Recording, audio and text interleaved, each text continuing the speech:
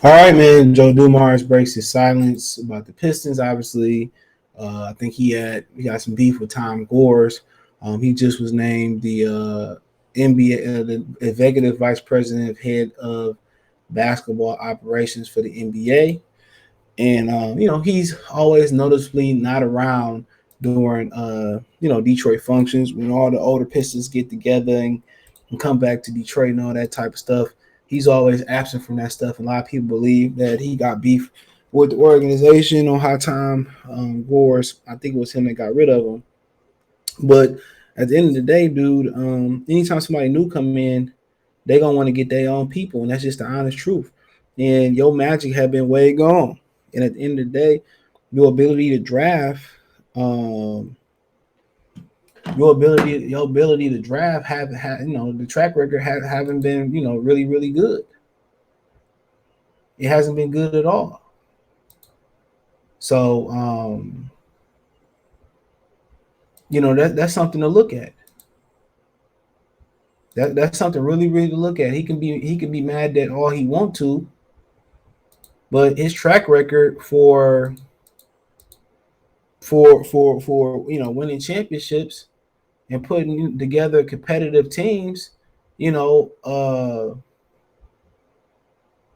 had went down the drain. So he can be mad all he wants to, and forever, real Piston fans are forever gonna love Joe Dumars. We're gonna love him for bringing championships to the D. That's a fact. We can't change that. We always gonna love Joe, but Joe, getting mad. Joe getting mad over the issues that he made. I mean, it is what it is, and probably how it was done and all that type of stuff, and but he shots out some of the Piston moves, and he says, "I got nothing but love for those guys." I think Troy Weaver is doing an incredible job. Dwayne Casey's as steady as a rock, right? So you know, you love it.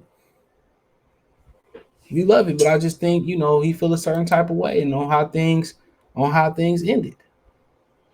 Like I said before, if you get fired or let go from a job, you're gonna feel a certain type of. I remember I was dropping the dog off at the groomer, and one of the girls got fired at the veterinarian. She was crying in the car. Man, dude, it happens. A lot of times you don't know what you're gonna do, and a lot of people only put one income in there, and that's all I can tell you. You always gotta have more than one income. Two is too close to one, and one is too close to none. Whatever your hustle is, you know what I'm saying? You gotta have it in the cut. But obviously Joe Dumars is he felt good on his feet and all that type of stuff. And he did this interview with I think this the one. Excuse me. Let me pause this. He said reemerged as the NBA's head of basketball operations. Said one of the most decorated but low key figures in NBA history has reemerged from the shadows to take another impactful position. Joe Dumars, Hall of Fame player, NBA MVP, and championship executive. Finals MVP, the first black executive to lead a team to an NBA title, and now he takes up the post league off executive vice president of head of basketball operations. Joe Dumars will oversee the evolution of rules and officiating along with discipline.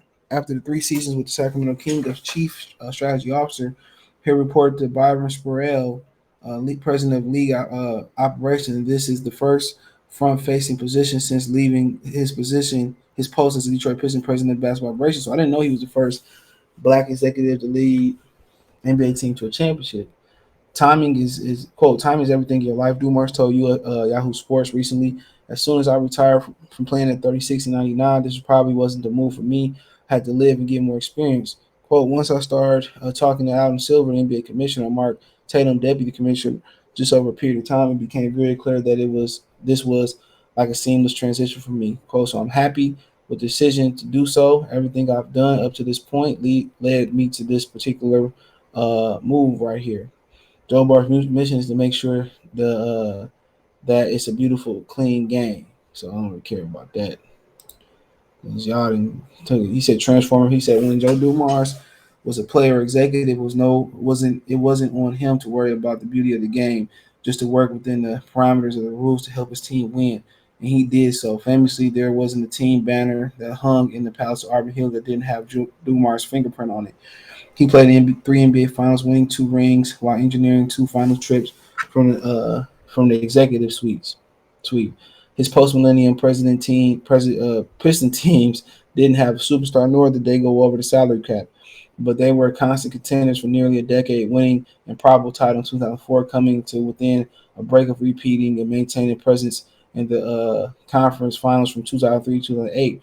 In the most great runs, the Pistons had to rebuild and do it in the midst of ownership change, while Bill Davidson, definitely 2009 time Gores took over after 2 years in limbo. But the Pistons couldn't recreate the magic that made them the standard bearers. By 2014, it was clear both sides were headed in the opposite direction. Experienced executive and new owner still learning the ropes. Quote, I look at it for what it is. I've always had the ability to look at a situation and be in the moment, Dumars said. Quote, so in a moment was like, okay, this is different. It's an adjustment. It's a new era. I knew that. Okay. Make the transition, then we'll transition to something else. Like Tom and I had a great conversation in LA my last season there with him. We had a great conversation at his house uh and I said to him, it's time for me to transition out. Quote, it wasn't like some abstract thing for me. I looked at it for what it was. It was a great run. This run is great. Come to an end, and we're going to hand this off to somebody else. That's how I look at it. He hasn't been back near the franchise since, but has appeared in a couple PSAs the last couple of years. Louisiana native Dumars put roots in Detroit area in the field house bearing his name, Joe Dumars Fieldhouse, where the premier place pickup games for decades. Quote, you look at it with a tremendous fondness, for a whole group, all of us there, what we accomplished, all those players who were there, executive, John Hammond, Orlando, Scotty Perry, New York, Dave George, Detroit, all those guys. Quote, so I look at the experience the last few years that I had, look back on, I thought that was great for me because it was a forced me to change my thinking and work with different people. And it was time to hand the baton off to the next era of Pistons. So, transition to the league. Always talked about a number of things here at Delta. And like I said before, it just seemed like a little bit more than that. Obviously, he's not going to. Joe Dumars is not that type of player that's going to he's not going to rub it in your face, or he's not gonna, I don't mean. Obviously, he ain't been back near the franchise since, so it's more than that. Than what he leading on to. You know, it's more than that, and we all know it. You know, we know it. You know, and at the end of the day, we may never know the entire story because it was not. It was that simple and chain. He willingly passed the baton off. Then why ain't he been back? So Isaiah come back. Why these guys come back? You know, how these guys come back? So come on, something else had to happen. You know, you know, you know, something had to happen. And that's my feeling about it. Something had to happen. Because this dude don't come nowhere near this franchise, and to be the first black executive, and to win a champion, to lead a team to a championship. I had to ask myself, why he never get another opportunity? And my second question is, did he want an opportunity? Because there's no reason he should. Now what he did, that was like hitting lightning in a bottle. How he built that Piston team in the trades that he made, But obviously he had a bad record for drafting. He couldn't draft, and neither could Jeff Van Gundy. Troy Weaver has already surpassed him in drafting already. And obviously we got a ways to go, but it seemed like he already surpassed him in drafting already. So that's the funny thing about it, because none of them dudes who really draft. Stefanowski wasn't that great at drafting, but he didn't have a lot. He didn't have a lot to play with. If we being quite frank, he didn't have a lot to play with. He didn't have a lot of chips on the table. and that's fine and dandy. And that's fine and dandy. I understand it. I understand it. But some happen, you know. He showed I got love for Troy Weaver and Dwayne Casey, but they say nothing about Tom Gores. Come on. They say nothing about Tom Gores. So, take it for how you want to take it. Take it for how you want to take it. That's all I can say. Take it for how you want to take it, bro. But it is what it is. I wish Joe nothing but the best in his endeavors. With the league office making it a beautiful, clean game and all that type of stuff. So yep. But it is what it is. Let me know what you think in the comment section.